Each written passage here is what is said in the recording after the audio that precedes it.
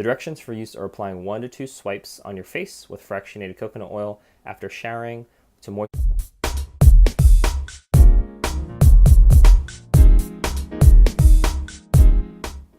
Hey, it's Lance McGowan here with Essential Oils Me, and today we're going to talk about the benefits and uses of doTERRA's HD Clear Roll-On Blend. HD Clear Topical Blend is an important part of the HD Clear system.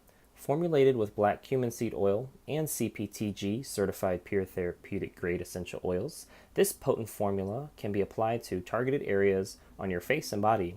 The essential oils in HD Clear are not only used for their well-known benefits, they are also soluble through lipids in the skin, allowing for perfect absorption and effectiveness. The HD Clear Topical Blend promotes a clear, smooth complexion for skin of all ages.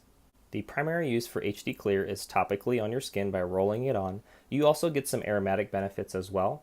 The main benefits of the HD Clear Topical Blend are that it smooths out imperfections in your skin, reduces breakouts, and promotes a clear complexion.